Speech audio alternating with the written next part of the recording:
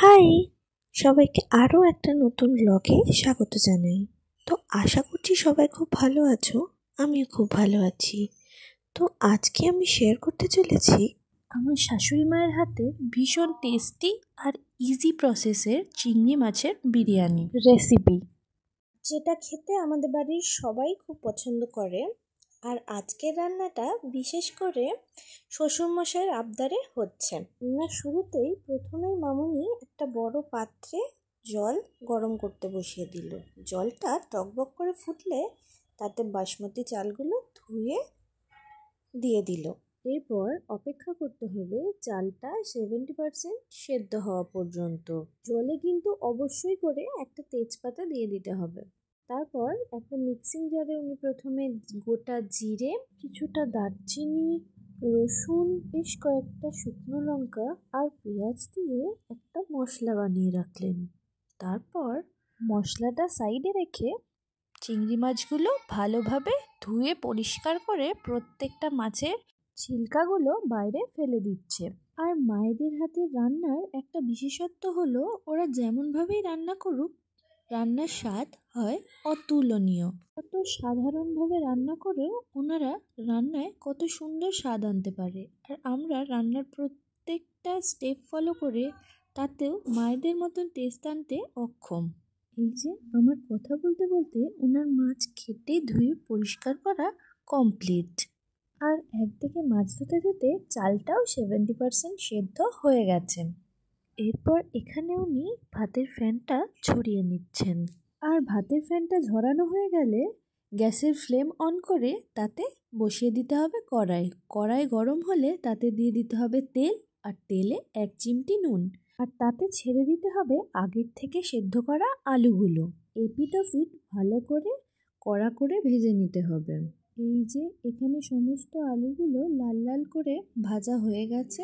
এরপর আলুগুলো অন্য পাত্রে তুলে রাখতে হবে। হয়ে গেছে সমস্ত আলু প্লেটে তোলা। এরপর ওই তেলে আরও কিছুটা তেল দিয়ে দিতে হবে। আর তাতে শুকনো লঙ্কা, তেজপাতা, দারচিনি, এলাচ, লবঙ্গ সমস্ত কিছু ফোড়নের জন্য দিয়ে দিতে হবে। ফোড়ন থেকে সুন্দর গন্ধ আসা শুরু করলে তাতে আগের থেকে কেটে রাখা পেঁয়াজগুলো দিয়ে দিতে হবে।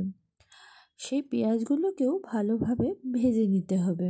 আর পেঁয়াজগুলো গোল্ডেন ব্রাউন হয়ে এলে তার থেকে অর্ধেক পেঁয়াজ তুলে রাখতে হবে বেরেস্তার জন্য।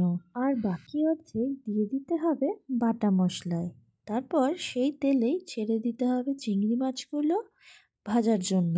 খেয়াল রাখতে হবে চিংড়ি মাছগুলো যাতে বেশি ভাজা না হয়, তাহলে রাবারের মতো লাগবে। এই যে হয়ে গেছে চিংড়ি মাছ হালকা ভাজা। এরপর চিংড়ি মাছগুলো তেল থেকে তুলে রাখতে হবে। তারপর সেই তেলেই দিয়ে দিতে হবে আগের থেকে কুচি করে রাখা টমেটো।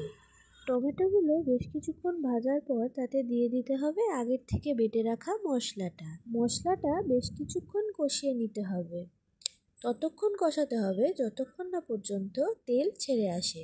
তারপর তাতে দিয়ে দিতে হবে আগের থেকে ভেজে রাখা চিংড়ি মাছগুলো আর আগের থেকে সেদ্ধ করে ভেজে রাখা আলুগুলো একে একে তার মধ্যে দিয়ে দিতে হবে।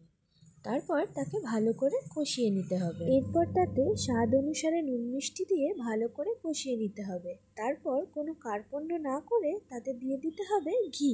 তারপর আরও একটু কষিয়ে তাতে মিশিয়ে দিতে হবে আগের থেকে 70% সেদ্ধ করা রাইস আর বেরেস্তা। তারপর সেগুলোকে ভালোভাবে মিক্স করতে হবে। আর এই কাজটাই ভীষণ সাবধানতার সাথে হালকা হাতে করতে হবে, যাতে একটা চালও না ভেঙে যায়, তাহলে চালের ঝরঝরে ভাবটা থাকবে না। এরপর এতে উনি মিশিয়ে দিচ্ছেন শাহি গরম মশলা, বিরিয়ানি মশলা আর 2 ড্রপ মিঠা আতর। তারপর ভালোভাবে মিক্স করে নিলেই রেডি আমার শাশুড়ি মায়ের হাতে অত্যন্ত সাধারণভাবে বানানো একটা অসাধারণ টেস্টের প্রন বিরিয়ানি। তাহলে দেখা হচ্ছে নেক্সট ভিডিওতে, ততক্ষণের জন্য বাই, টেক কেয়ার।